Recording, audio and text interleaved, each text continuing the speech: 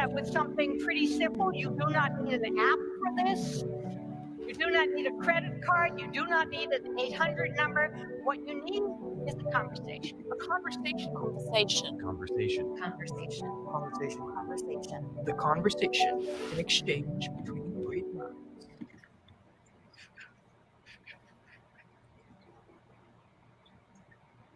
Go, Miles. We're live?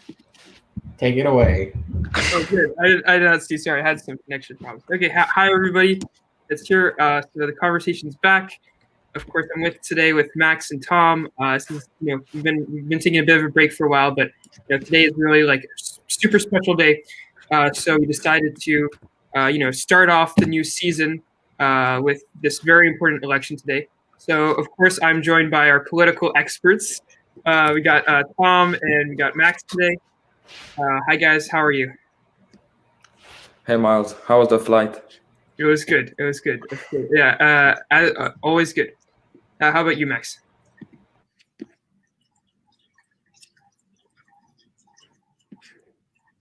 I'll take that as a yes. Excellent. So of course today, just gonna set the scene. Right now we have the Georgia special election. Georgia special election and Senate elections. Normally, like one-off Senate elections or special elections are not super important.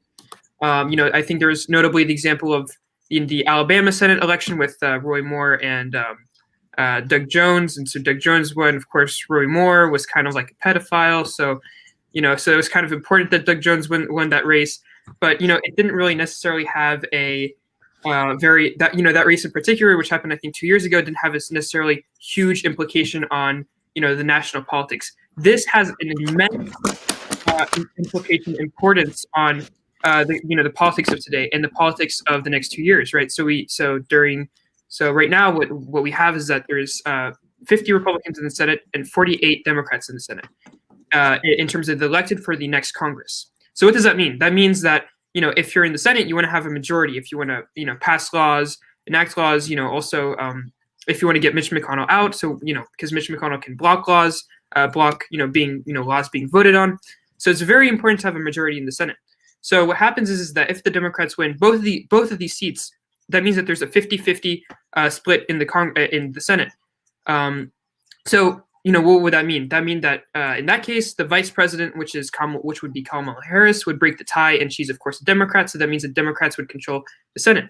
That said, if the Republicans win one or both seats, they get control of the Senate, and that means that really nothing will happen for the next 2 years. So if the Democrats win these two seats, it means that they can enact a lot of legislation, do projects that they want.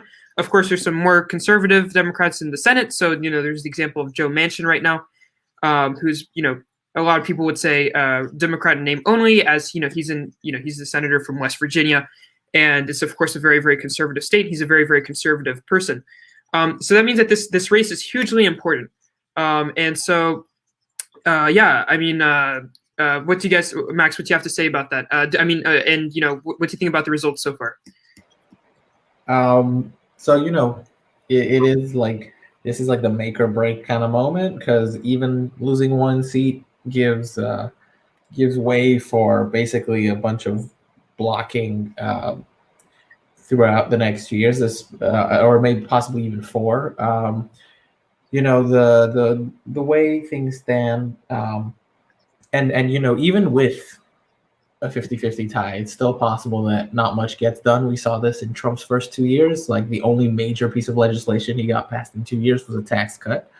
And so, this is going to be, even if they win, the Democrats are really going to have to like band together and try not to pass the more divisive things early on, and try to push through the major things that everyone can agree on, things like common sense gun control, or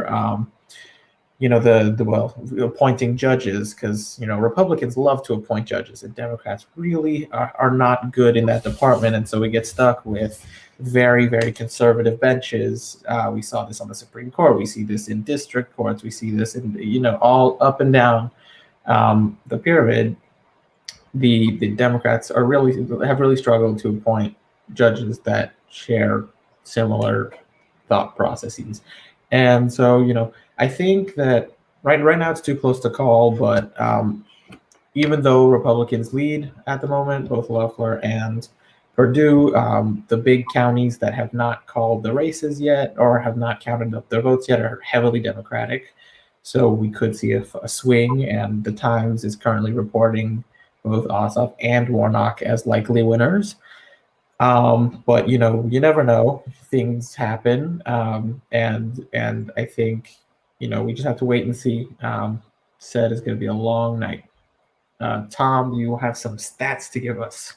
Yeah, no, so just the state of the race as of right now. Kelly Loeffler has a 82,000 votes advantage, and David Perdue has a 112,000 vote advantage, and both of them are the Republican senator and incumbents. And for one of the counties that you were talking about, Max, which is DeKalb counties, they're expecting about 130,000 votes, and usually 80% of those go to Democrats, especially in that county. And even considering the 80% of the 130,000 votes, Kelly Loeffler would still come out on top. And I mean David Perdue, and that makes it interesting because as of right now, they can't win with just DeKalb County. Yeah, so I think the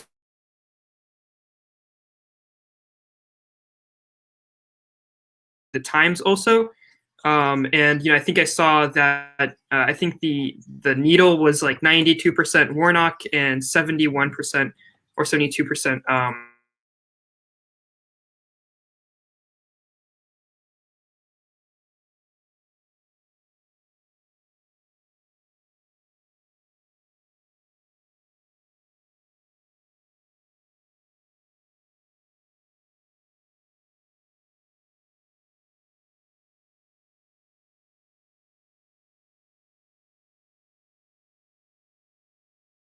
So Miles is currently experiencing some technical difficulties, but we can replace him for now. Yeah, I can basically what Miles was trying to say, and I'm going to pick up on this, is that the needles, which are basically the way the Times uses they crunch the numbers and they give out a probability, and right now there's an overwhelming above 95% chance that Warnock will carry this election against Loeffler, and it says 83% leaning Ossoff. So the numbers suggest that Warnock will win this election, even though so far we don't have all the results and both Republicans are in the lead.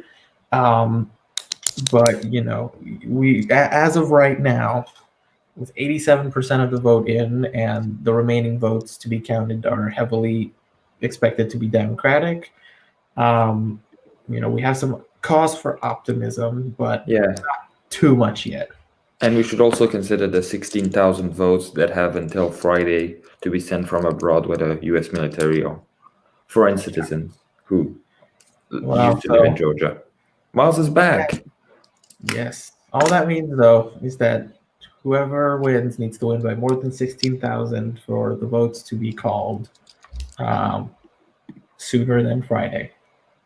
Yeah, and it's kind of impressive. They said that, because counting by this time on election night was at like 30%, and we are currently at 87. So, A, there are fewer people, and B, they've gotten better at counting because they've expected.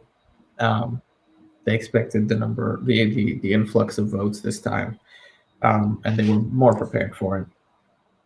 So, yeah, and I think it brings a new image to the Senate, as Miles was describing in his introduction, because it adds also power, no matter the outcome, to the 2 or 3 moderate Republicans that flipped over on some bills during the Trump presidency, like Mitt Romney, Susan Collins.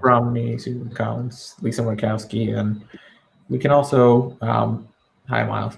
We can also think that it gives a lot of, as you were saying, we're kind of going back to what you were saying about how whatever the results of this election, the moderate Democrats and the moderate Republicans will hold a lot of sway now, and I guess it'll be a lot about the rest of the parties or the opposite party convincing them to vote one way or the other. And given the divisiveness of recent times, I expect personally to see a lot of party line votes, especially given the issues that I think Biden wants to go for first. Even though some might seem like common sense, like climate change or stuff like that, party line votes do tend to happen. So, Yeah, I think it's a great point, about moderates. I think, just going back to this race in particular, I think what's super interesting is what I think I heard that about $500 million were spent in this in these races, or one of them. I'm not, either both or one. But, regardless, it's crazy to think about that. $500 million were poured into, in part, a special election, which is a 2-year election, right? I think it's special election, right?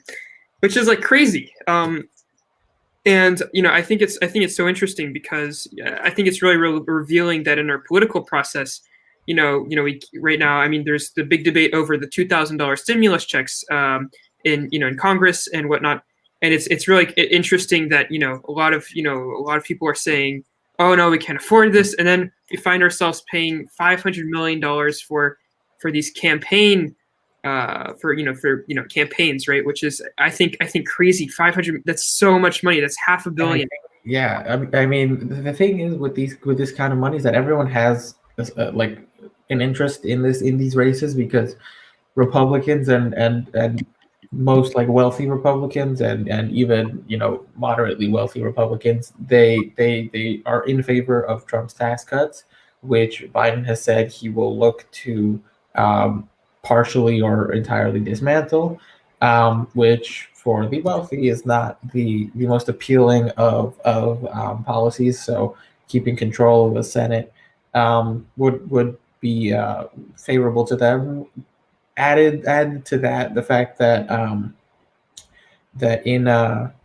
that giving, if there is a 50-50 tie in the Senate, more than likely that gives the Democrats a super majority in every branch or the legislative and the executive branches of government, meaning that they can, if they're good enough and if they can agree on enough stuff, can bulldoze through and vote on all these bills and get like a ton of legislation pushed through, and really kind of change the way our country looks.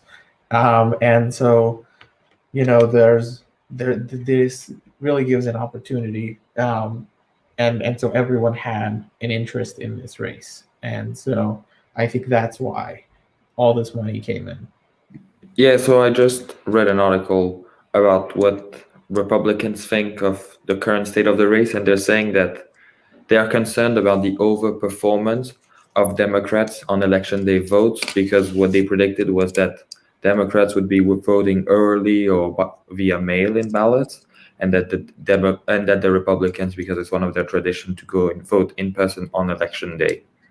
And based on the results right now, Kelly Loeffler now only has a 65,000 votes lead, and David Perdue's lead has now been cut to 98,000, which is pretty impressive based on the performance. And we're still waiting for DeKalb County, which is pretty blue.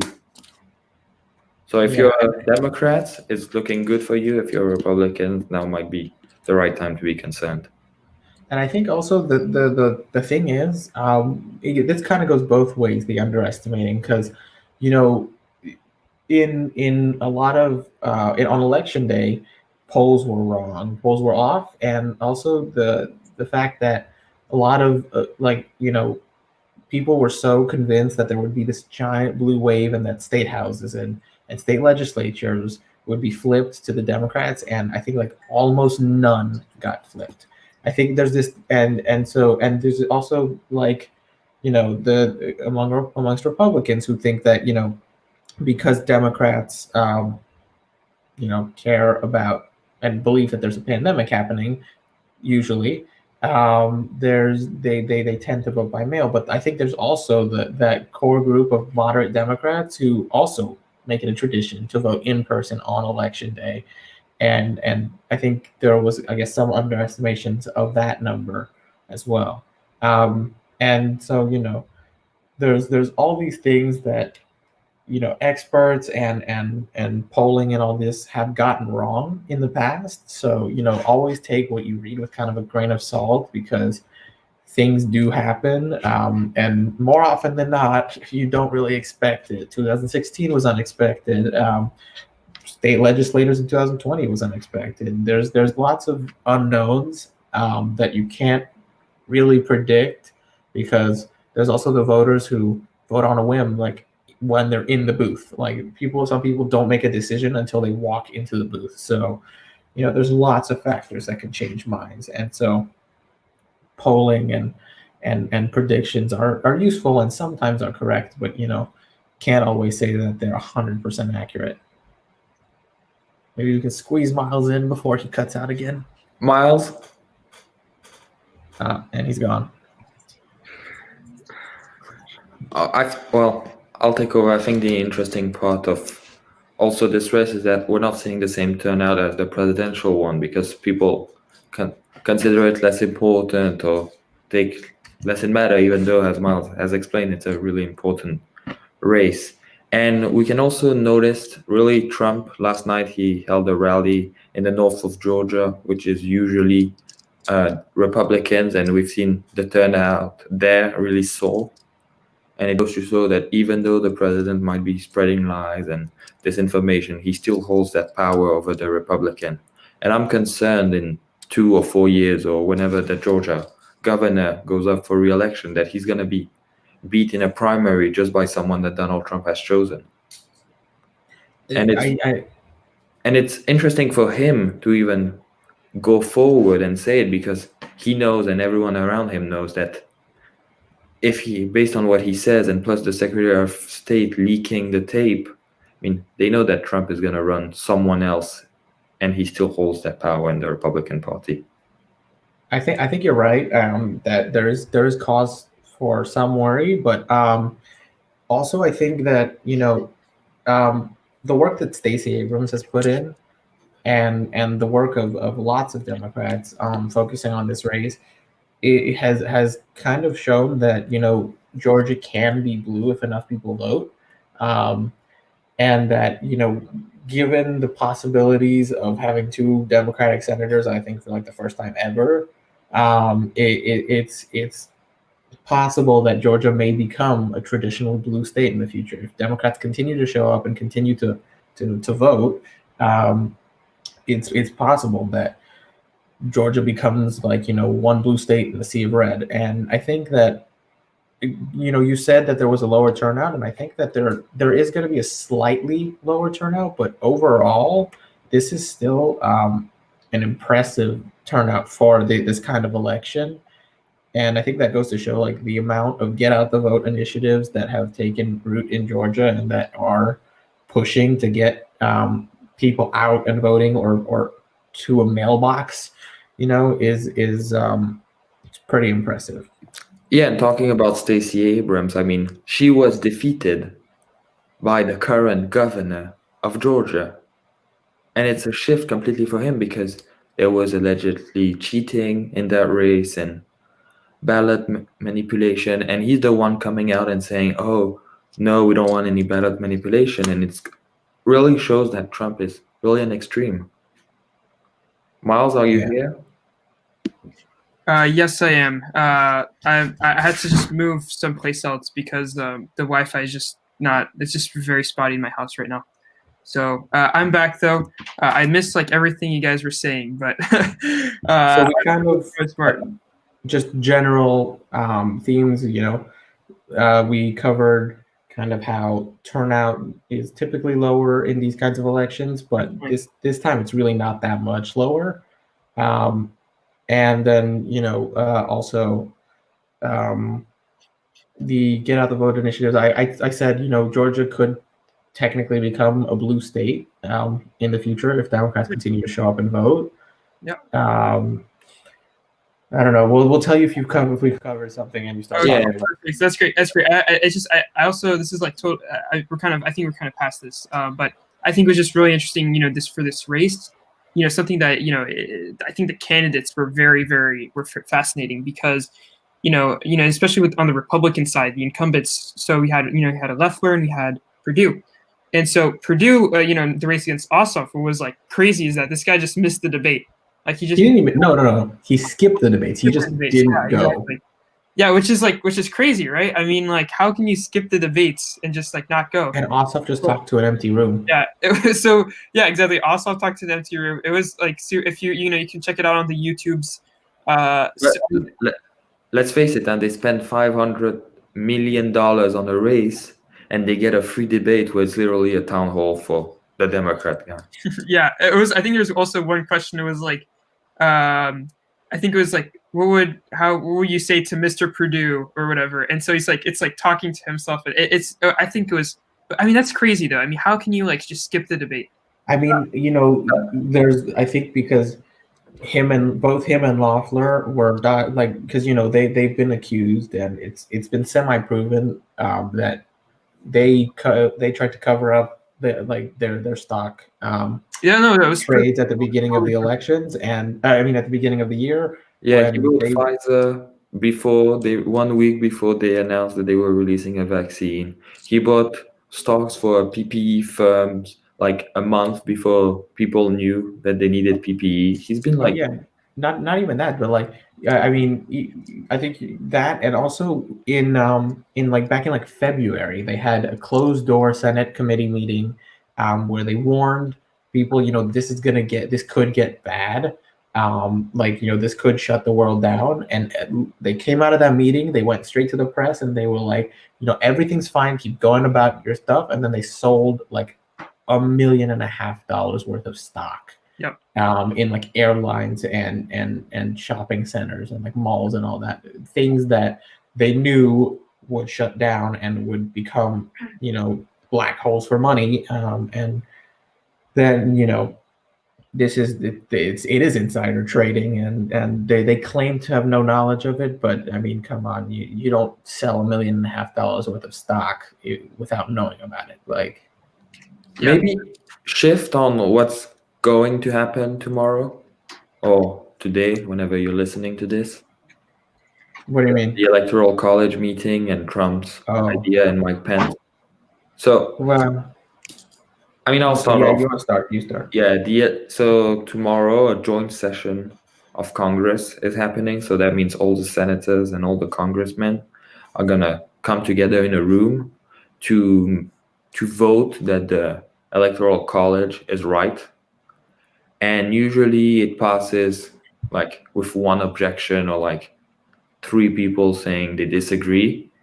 And Trump believes that Mike Pence has that superpower that he can overthrow the results, and plus some Republicans who, let's face it, want to run in 4 years like Ted Cruz, are sticking with the president, saying that the results are wrong. And that just goes to show the influence that Trump has, because he knows, and Ted Cruz knows, that if he doesn't do that and he says that the results aren't rigged, then Trump is going to go campaign against him whenever he decides to run for president again. Yeah. And I think, it's kind of ironic because the Republicans have, like, so one of the big Republican talking points for like this election was you guys referring to the Democrats never accepted the results of the last election, even though like Trump won, and then within like 2 days all the networks called it, and people coming to terms, people didn't like it, but and obviously there was later discovered that there was like some Russian meddling, but people accepted the results. Obama was gracious. He came out and he's like, we wished him the best, and he stood there, shook his hand, walked him into the White House, all that. And now like they're doing exactly what they accused the Democrats of doing before, in that they're going to go on harping for 4 years about how Biden's an illegitimate president and all this BS, even though he won by a considerable margin in the popular vote, and he won also more than enough states, too many in fact, for there to be, even if there was like one state where there was some voter fraud, he still would have carried the election. And so, and like every single lawsuit that has been brought up has been struck down almost immediately by judges because they see right through the BS, and they're like, you can't come to a serious courtroom with a BS claim. Of course, I think I think I heard this very interesting point, and it's that the Republican Party has become and this is, I'm not against Republicans. I have a lot of great friends who are Republicans, but the Republican Party has become an anti-democratic party in the sense that the way that they take power and that they maintain power is through anti-democratic means. So what does that mean? That means that, for example, you have right here, you're saying that, oh, there's voter fraud. You're saying that the democratic systems aren't working, right? That's the first way. Second way is denying Washington D.C. and Puerto Rico statehood. And the thing is that, and there are many, and also third way is, of course, Supreme Court, right? Of course, the Mitch McConnell shenanigans with Merrick Garland. Merrick Garland, thank you so much. But and I think it's very interesting because a lot of in all other countries, conservative parties, they don't have to in Western countries, right, developed countries, conservative parties don't have to be anti-democratic, and they often aren't.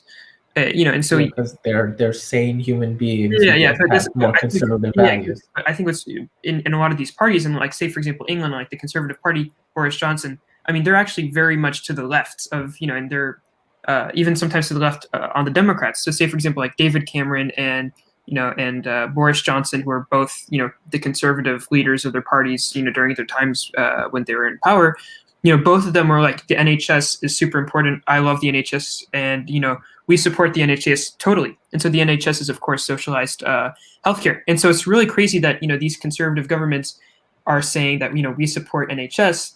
And the reason that these government, in my opinion, the reason that these governments, these conservative governments are actually doing decently well in these countries is because, they're actually, they've kind of become more progressive, and that's like the way for conservative, parties to thrive, become more progressive and maybe more moderate alternative to the left.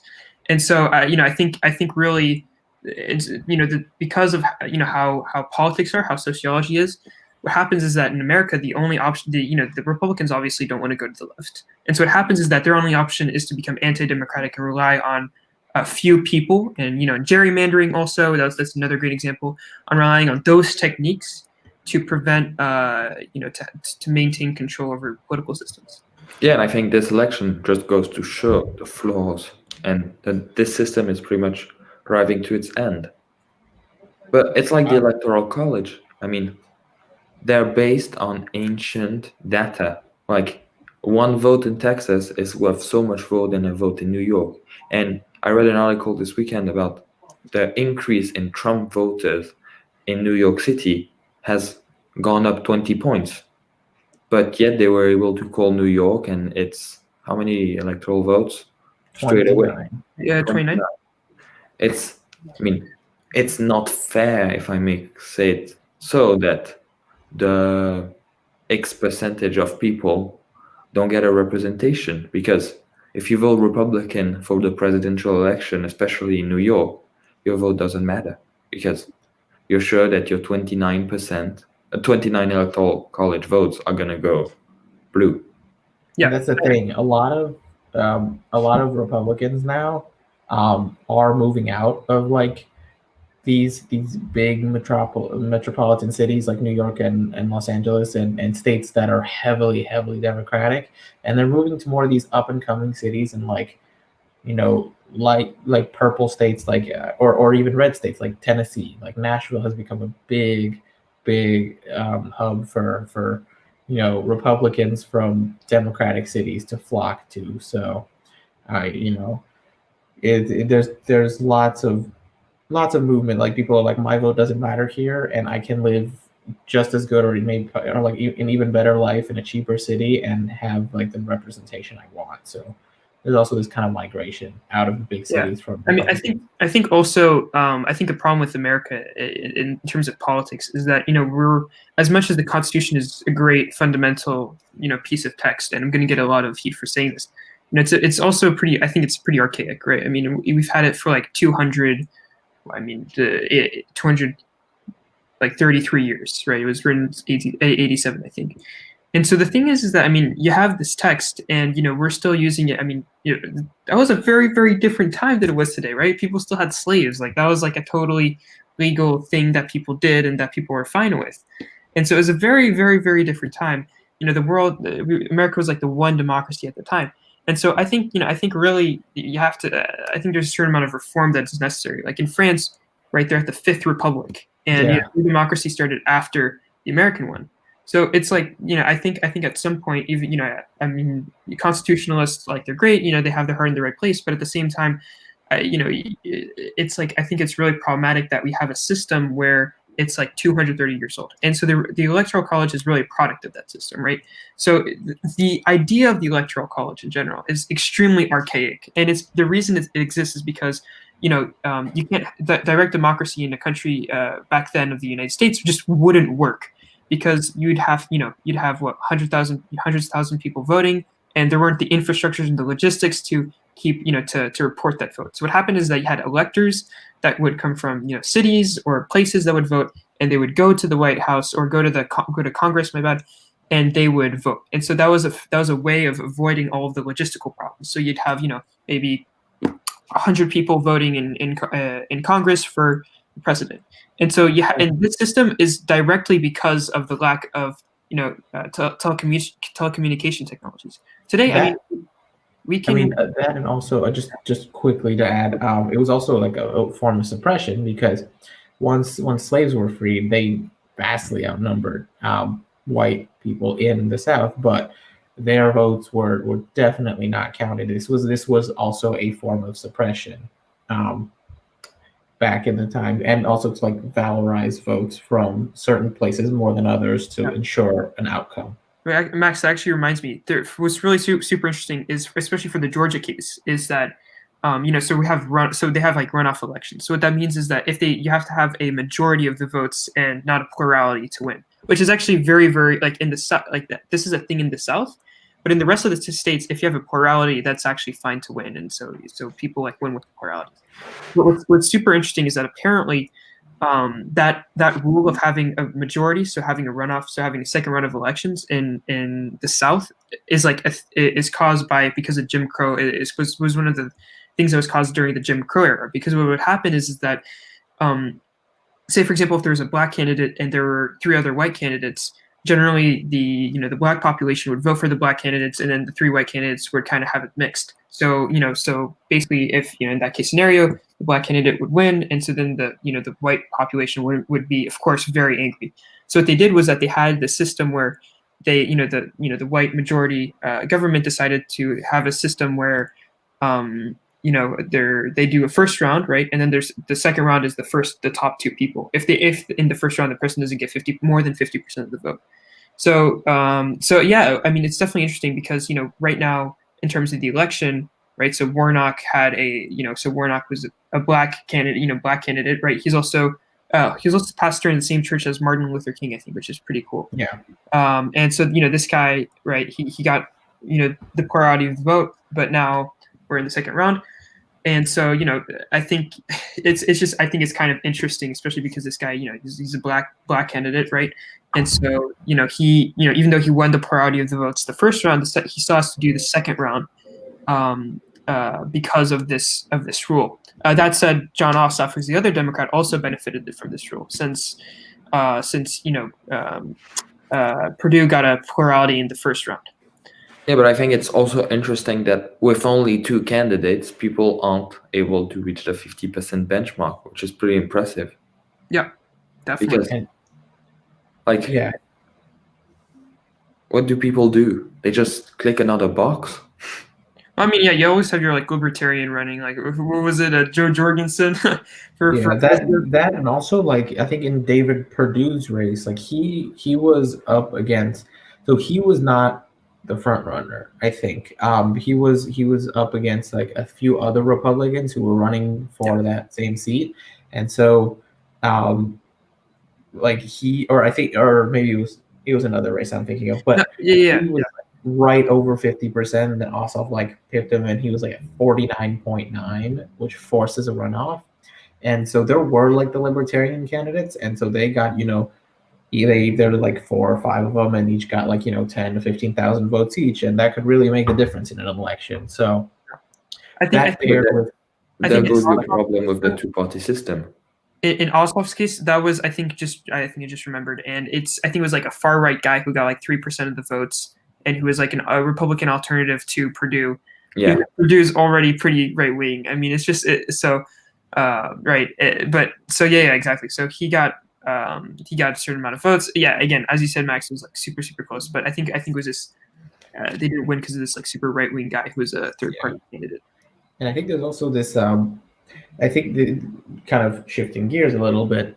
New York, I think, is implementing a new system of voting where it's ranked choice, where you instead of you cast a ballot for whoever you want to fill the seat, you rank everyone running in order of preference, and that gives people who like want to vote third party like a shot to vote first choice third party, but second choice for either the Democrat or the Republican. And so Yeah, but that's gonna take like years, I mean days to count and figure out and come on.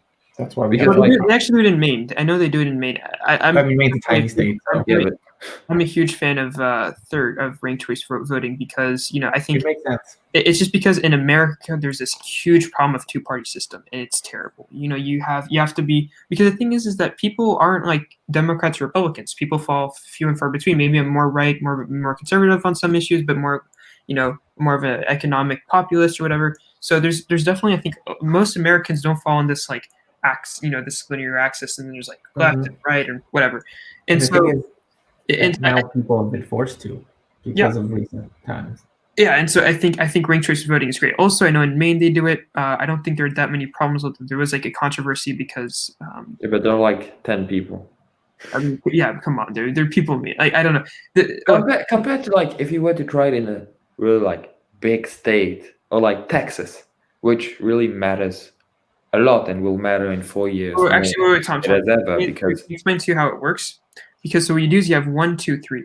So what happens is that the first round, everybody counts the first votes. I think so. What happens is that so it's like a caucus. Yeah, no, wait, 1 second. So everybody does the first vote. So say there are like 5 parties that are happening, right? So say for example they only take like the top. Like 4. So what happens is that so they remove one of the parties. So all the people who voted for that party, they get their second choice in, and so then they repeat and then they repeat and repeat. So until you get like The caucus. to get like 2 people, and then say the winner, 2 parties, and then the winner of that party. And so it really isn't like that much. Then my question's gonna go is if people are expected to spend $500 million on a runoff race, I mean those third parties, they can't exist because they will never have the fun. Why did Bernie That's the big Sanders Citizens run United in case. the Democratic primary? Because he wouldn't get the coverage if he ran as an independent, and plus all the Democrats would be pissed at him because he would take some of their votes. Yeah, and that's the thing though, with the way our system works. Like there was this famous case, Citizens United, which kind of got rid of all like caps on election spending, and so that's how it's kind of exploded out of control, where people can give as much money as they want to as many candidates as they want. And that's how we end up with $500 million invested in races, and that I think that in Europe you like campaigns don't last a year, they last like 6 weeks. You get $150,000 and that's it, and you got to figure out how to do it like with that money in that time. like you don't have like a year with debates and primaries and all that. Like you do, but it goes a lot faster in other countries, and you know, I think that there's a lot of problems, and I think also like our election system is very outdated. The way like we count ballots, the way our systems are run is like they're all like archaic. And I watched a video like about like how someone could hack a machine, like a voting machine, and it's like 5-step process. Like you could walk in and hack a machine in like 5 minutes, and that's like it's a big problem. And the electoral college is archaic. Our electoral system is a little bit archaic, and then like the machinery we use, there's lots of things that and should be fixed.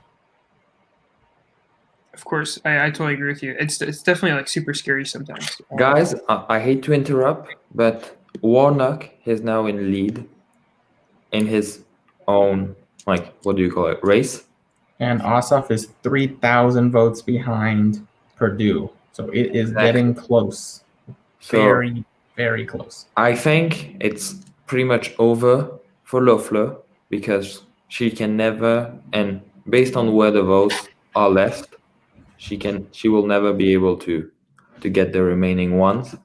And then for David Perdue, I think it's becoming extremely complicated because all the votes that are coming in aren't coming in from people who are likely to vote for him. And even though there we are, so David Perdue, John Loftus, it's a tie with 2,000 votes difference percentage-wise, and Raphael Warnock has a 32,000 votes lead, and the statistics is currently 50.4 to 49.6. Now, Miles and Max, let me ask you a question. Yes, yeah. Are any of the Democrats who have already been elected likely to change sides on a specific topic? Like, can it happen that Joe Biden, president-elect, will not be able to pass legislation despite having a majority in both the House and the Senate? Yeah, I would love to answer that question. I think definitely. I think there is definitely a possibility of Democrats kind of switching the going to another.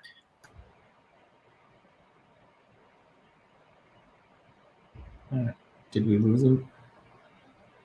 Go, Max. Yeah, I'll pick up. I think what Miles was starting to say, and I agree with him, is that there are Democrats who will break party lines. I think it'll be much more rare, given that Joe Biden is very much trying to be this uniting figure within both the Democratic, within the American context. Like he wants to.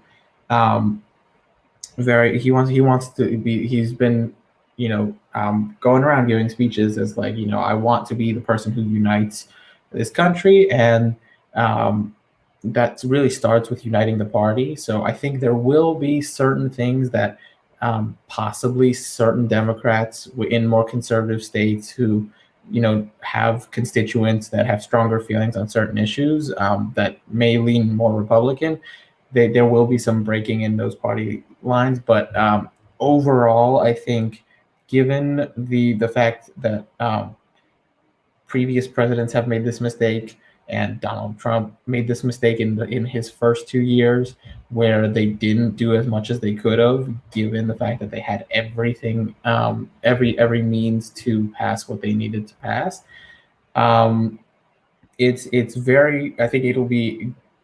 Given what we've seen, given all these things, it's very unlikely that nothing will get done. I hope, certainly I hope, and I think that we can.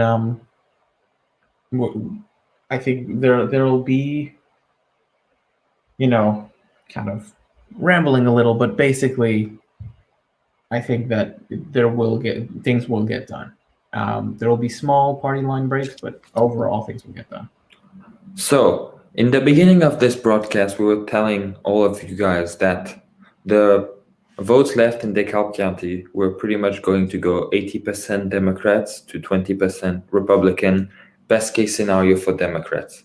And they just exceeded that expectation because Warnock gained 84% of the 120,000 votes dump. And what's his name? Ossoff, yeah. Ossoff gained 83%. Yeah. And so, like, that's best case scenario for Democrats. That's what they were hoping for. And so, for Warnock, I don't see how Loeffler can come back. I just don't see it. Yeah, he currently holds a 20,000 vote lead, with the remaining votes leaning heavily Democratic. I think there's still a chance for Perdue. He's 16,000 votes, little under 16,000 votes ahead of Ossoff, even though the remaining votes are going to be again heavily Democratic. So I think it's very possible that Ossoff takes this, in the same way that I think the Ossoff Perdue race is a little bit more of a toss up, and that the Loeffler Warnock is almost certainly going to be called shortly. I think by Yeah, because I don't maybe see- 2 o'clock in the morning we will have the final results of this entire race. Yeah, because now the lead is even more growing. Warnock has a 19,000 lead. Oh, and David Perdue has increased his lead, which is More than 60,000. no 20,000. I don't think. Yeah, because you have to keep in mind that there are all those tiny counties that have not reported their full amount of votes. No, I know. I still have David Perdue on 16,000 votes, or a little bit under 16,000 votes ahead. But maybe my thing's a little slower than yours. Might be the opposite. Oh, okay. Because I have Ossoff on 2,103,000 and Perdue Yeah. on 200. I have Ossoff at 2,110,000 and Perdue at 2,130,000. Okay, yeah, so you're ahead of me. No, they made a mistake. You were right. I don't know what they did on CNN. CNN, it's your fault. Yeah, there were some added votes like this. So there were some problems with this earlier today. Earlier in the night, they said that they MSNBC had to double check a few vote counts because of some suspicious irregularities that they needed to correct before officially reporting. So now Perdue has 15,000 votes lead, and Warnock has almost a 20,000 vote lead. I think the night is coming close to an end. I think for the next 3 hours, there's not going to be much results. Because this is really the nitpicky 10,000 vote margins where 3 counties could make or break the election. Yes, which makes the fun of it, but if it could happen at 6 p.m., it would be much better than 11. That's always the ideal, but we are in a place where right now almost all counties are above 98%. Yep. Ossoff still has a few. Miles, yep, go for it. Yeah, sorry, I've been kind of on and off all night. Yeah, I mean, I think this is a done deal, honestly. Time says upwards of 95% chance that Ossoff and Warnock both win. I mean, I think it's going to be tight. I don't think it's going to be more than 2 percentage point victory. But definitely. I think even if they make it above 1 percentage point victory, yes, because that's the important meter. Because if it's below 1%, they can ask for a recount. And $500 million that they have. New York Times is predicting 1.9 plus 1.9 for Warnock and plus 1 for Ossoff. Yeah, I think Warnock is done because because he's gonna get 80% of the people living outside the US. That's what they're calling everywhere. Okay, and they're expecting maximum 16,000. Okay, so you add 10 or more, 12. Yeah, I mean, I think realistically the Warnock race it should be called shortly, but as I said before, Yeah, he now has a 20,000 votes leads. I think it's over, and David Perdue will likely by 3 a.m. be in the margin to lose. And that's the thing. Also, let me check Twitter to see what our Yeah. little friend is saying. I mean, Twitter's notoriously unreliable, but anyways, more on that later. I think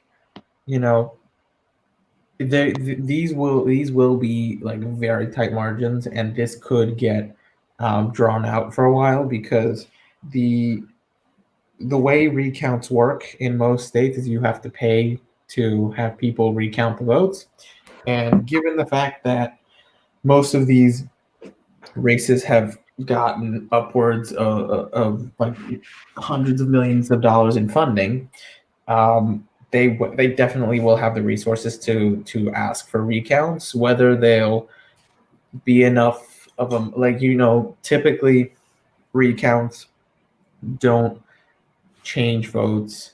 Don't change outcomes of elections unless there's like under a 5,000 vote difference. Like that's the absolute maximum amount of votes that can change typically. So Nowadays we never know, but the latest tweet from the president was from an hour ago saying that the Democrats are preparing, and I quote, a big voter dump against Republican candidates, waiting to see how many votes they need, end quote. I It was mean, expected. Everyone knows that was going to happen. I mean, like honestly, I can't say I'm surprised. I don't think anyone can say they're surprised.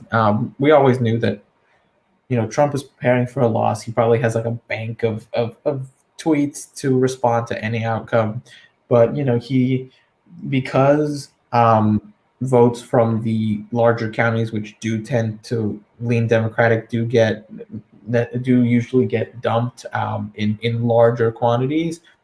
Because they come from larger precincts. That's what I'm saying. They come from larger precincts. They come from larger counties. They have more people, and so their dumps are typically larger. And the Republican counties, there are more of them, but they're smaller. So when they dump their votes, it's a lot less of a change. So what he says, like it makes sense to his voters because they see the numbers changing like 10, 20,000 at a time because of all these big counties, and they're like, oh hey, all the Democrats are like throwing votes. Picking a number and throwing it out there to increase their vote tally. So it's kind of this thing where if people don't do their own research, they don't understand that that's how it's supposed to work. That's how it's always worked. So it shouldn't happen from the mouth of the president of the United States. No, I know. I mean, honestly, you can't expect anything from this president. If anything other than like lunacy, because you will, there are a lot of things the president's not supposed to say, and this president has said all of them. So, you're not supposed to side with a foreign government, but this president has sided with a foreign government. You're not supposed to, ask for call an elected member of a state, like the state's secretary. What's his name? Ratzenberger. No. Oh yeah, Georgia's state of Georgia. Yeah, you can't call. You are there who's in charge of election monitoring. Yeah, you can't call people and be like, you need to find me some votes so I can win. And the thing that that really shocks me though is that even if he won, even if he does get Georgia, miraculously, he picks up Georgia. The electoral college behind. Well, A, the electoral college already voted, and B, it wouldn't be enough. Just Georgia would not be enough, and he can't. Honestly, I'm sure he tried it with a lot of other states, but he's not going to convince people to do this for him. I don't think. And even if they do, that's breaking the law. I think now is the time to wrap up. But as of 11:32, David Perdue's lead has now been cut to 3,000 votes.